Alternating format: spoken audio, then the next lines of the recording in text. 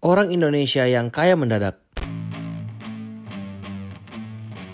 Menjadi kaya adalah impian bagi hampir semua orang. Karena dengan kita menjadi orang kaya, kita mempunyai banyak keuntungan seperti kebutuhan dasar yang terjamin, bisa membeli waktu dengan membayar orang untuk melakukan suatu pekerjaan, punya koneksi yang berkualitas, bisa melakukan sesuatu yang beresiko tinggi. Karena kalau misalnya kita bangun bisnis dengan modal pun, ya kalau misalnya kita punya uang banyak mah ya itu bukan menjadi masalah. Kita juga bisa melakukan perawatan terhadap diri kita kalau kita punya banyak uang, membeli banyak mobil mewah, membeli barang-barang yang kita inginkan, bisa menempuh pendidikan yang tinggi. Bahkan ketika kita pengen makan, itu kita udah nggak lihat lagi harganya berapa. Dan sebenarnya masih banyak lagi keuntungan dengan kita menjadi orang kaya. Ada yang beruntung langsung lahir dari keluarga kaya, karena itu adalah hasil kerja keras dari generasi sebelumnya. Jadi begitu dia udah lahir, dia hanya menikmati apa yang sudah dikerjakan oleh generasi sebelumnya. Tapi tidak semua orang bisa beruntung dan lahir dari keluarga yang kaya. Ada juga mereka yang harus bekerja keras dan mengumpulkan uangnya tersebut sampai akhirnya bisa menjadi kaya. Orang terkaya di dunia seperti Elon Musk, Jeff Bezos, Mark Zuckerberg, hingga Jack Ma itu memulai bisnis mereka dari nol. Banyak perjuangan yang mereka lalui hingga akhirnya bisa mencapai titik yang seperti sekarang ini. Nah, tapi di video hari ini aku pengen membahas sesuatu yang lain. Bukan orang yang beruntung lahir dari keluarga yang kaya, melainkan orang-orang yang beruntung di perjalanan hidupnya mereka bisa menjadi kaya mendadak. Dan orang-orang yang aku bahas di sini itu berasal dari Indonesia, guys. Jadi bukan dari luar negeri. Kalau dari luar negeri mah banyak banget ya. Tapi kita mau bahas dari yang Indonesia. Jadi siapakah orang-orang Indonesia yang beruntung mendadak kaya tanpa modal ini? Langsung aja kita sikat ya. By the way, yang keempat ini adalah favoritku nih. Jadi kalian pastikan nonton sampai habis ya videonya. Yang pertama ada Ghazali Everyday. Nama asli Ghazali Everyday adalah Sultan Gustav Al-Ghazali. Saat ini dia masih berstatus sebagai mahasiswa tingkat akhir di Universitas Dianuswantoro atau Udinus, Semarang. Ghazali biasa membagikan karya-karya animasi dan 3D buatannya di Instagram dengan akun Ghazali_3D. Selain itu, dia merupakan mahasiswa berprestasi di kampusnya dan mendapatkan beasiswa dari universitas serta memenangkan sejumlah kompetisi internasional. Ghazali Everyday awalnya mengenal NFT dari kampus dan internet. Saat itu dia hanya berpikir bahwa NFT hanya memuat karya 2 dimensi dan 3 dimensi saja. Namun Ghazali berpikir ini bakalan jadi sesuatu yang unik jika gambar wajahnya atau selfie-nya sendiri dijual dari format NFT di dalam marketplace. Ghazali tak sengaja memasang harga tinggi agar tidak ada yang membeli foto selfie-nya. Dia pun tidak menyangka fotonya yang pertama kali dimasukkan ke OpenSea pada 10 Januari 2022 dipromosikan di komunitas NFT hingga bisa menjadi viral. Siapa yang menyangka jika foto Ghazali diminati dari harga 3 Ethereum atau sekitar 14 juta rupiah hingga ada yang sampai 11 Ethereum atau setara dengan 47 miliar rupiah. Di antara pembeli NFT Ghazali ada 2 sosok terkenal, yaitu Reza Arab dan Jeff Alnor. Menurut Reza Arab, dia tertarik membeli NFT Ghazali ini karena ingin mengapresiasi atas konsistensi pemuda kreatif tersebut membuat foto selfie selama 5 tahun. Meski laku hingga puluhan miliar, total cuan yang dikantongi Ghazali hanya mencapai 1,5 miliar saja. Itu karena Ghazali hanya mendapatkan dari hasil royalti 10% dari harga jual setiap transaksi tersebut. Ya, sebenarnya 1,5 miliar merupakan uang yang cukup banyak ketika orang nggak menyangka bahwa dia akan mendapatkan uang tersebut dalam waktu yang cukup singkat, yaitu satu momentum di NFT itu.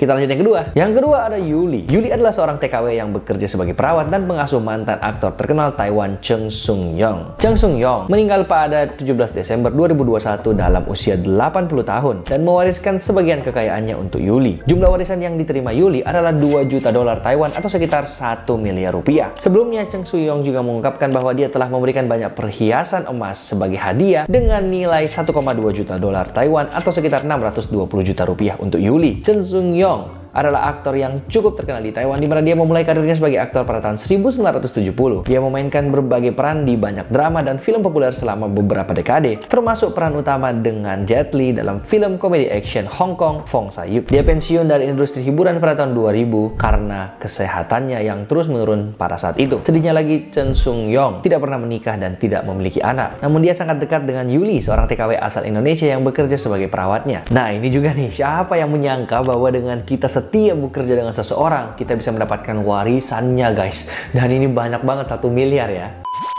Nah, tapi sebelum kita lanjut ke orang ketiga nih guys, buat kalian yang tertarik untuk investasi di cryptocurrency, aku mau rekomendasikan sebuah exchange crypto yang beneran bagus banget, namanya Bybit. Bybit adalah cryptocurrency exchange yang didirikan pada Maret 2018 yang menawarkan sebuah platform profesional di mana para crypto traders dapat menemukan matching engine yang sangat cepat, customer service yang sangat baik, dan terdapat dukungan komunitas multibahasa. Bybit menyediakan layanan untuk perdagangan spot dan derivatif online yang inovatif. Bisa juga mining dan staking, dan ada pasar NFT beserta dengan dukungan API-nya. Bybit juga merupakan crypto exchange dengan web traffic terbesar ketiga di dunia. Sudah ada 10 juta users lebih dari 160 negara. Bybit sudah bermitra dengan tim balap Formula One, Oracle Red Bull Racing, tim esports Navy, Astralis, Allianz, Virtus Pro, MIBR, Oracle Red Bull Racing Esports, dan tim sepak bola seperti Borussia Dortmund dan Avispa Fukuoka. Bybit semakin ketat menjaga keamanan dan menunjukkan transparansi bagi semua penggunanya. Contohnya dengan adanya Proof of Reserves adalah cadangan 1:1 untuk semua aset pengguna di platform. Cadangan dan aset pengguna akan dipublikasikan ke publik dengan cara yang benar-benar terbuka dan transparan. Proof of Reserve Bybit adalah validasi bahwa Bybit benar-benar memegang aset yang disimpan pelanggannya di platform Bybit. Ini mengkonfirmasi bahwa Bybit memegang semua token di akun pengguna dengan rasio 1:1, di mana aset Proof of Reserve milik pengguna mencakup bagian dari akun pribadi berupa akun trading seperti spot, futures, option, dan unified margin. Bahkan akun pendanaan termasuk kepemilikan kripto dan saldo keuangan juga termasuk dalam Proof of Reserve ini. Bybit menggunakan metode kirim ke diri sendiri untuk membuktikan kepemilikan alamat dompet yang dipublikasikan untuk mentransfer sejumlah aset kepada diri sendiri pada waktu tertentu. Bybit juga telah mengembangkan Merkle Tree dan melakukan audit POR secara teratur. Hal ini memudahkan kamu untuk mengkonfirmasi janji Bybit untuk menyimpan aset kamu dengan aman dalam rasio 1:1. Oh iya, OAS atau Oasis Token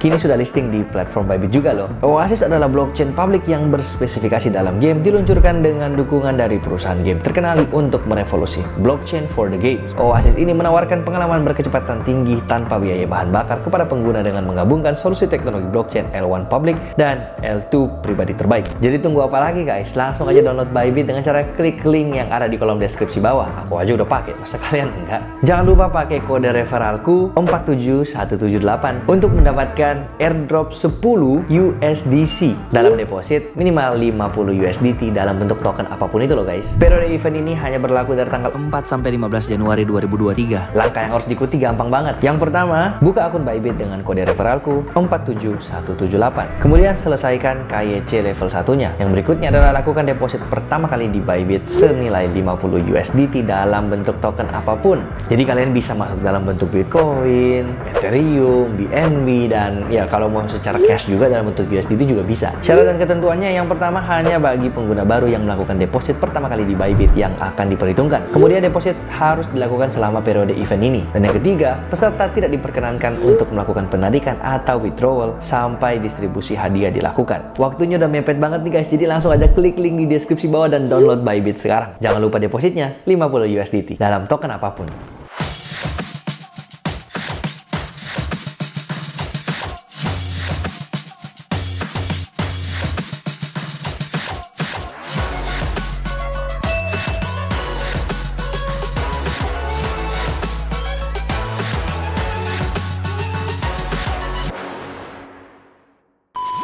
Kita lanjut lagi ya guys. Yang ketiga ada yang namanya Sukadi. Sukadi juga menjadi perbincangan dan menjadi bahan pemberitaan di banyak media massa setelah menemukan harta karun. Nelayan asal Kabupaten Kaur, Provinsi Bengkulu ini menemukan 200 kg yang diduga adalah muntahan paus atau ambergris pada 2 November 2017. Benda itu ditemukan Sukadi dalam kondisi mengapung di Samudra Hindia. Sukadi mengatakan kalau awalnya dia juga nggak tahu kalau itu adalah muntahan paus. Setelah itu dia berinisiatif untuk mengecek titik koordinat menggunakan GPS. Sukadi mengira benda yang berterbaran itu adalah limbah atau sampah. Namun saat benda tersebut dia kumpulkan di perahu lalu dibawa ke darat, baru dia tahu kalau itu adalah muntahan paus. Sukadi juga tidak mengetahui kalau benda tersebut bernilai sangat-sangat mahal. Menurut Sukadi, bentuk muntahan tersebut ada yang bulat, ada yang kecil dan besar. Dan jika dipegang itu seperti lilin. Muntahan ikan paus yang dia temukan berwarna putih bercampur kuning. Pada tahun 2018, muntahan ikan paus seberat 150 kg ini sudah terjual senilai 3,3 miliar dengan harga per kilogram kilogramnya mencapai 22 juta rupiah. Kini di rumah Sukadi masih tersisa 200 kilogram lagi guys. Dan dia mengaku dia masih ingin mencari harga yang pas untuk dijualnya. Bahkan Sukadi mengatakan jika sudah banyak yang menghubunginya namun belum cocok harganya, dimana dia ingin harganya di atas 22 juta rupiah per kilogramnya dan minimal 30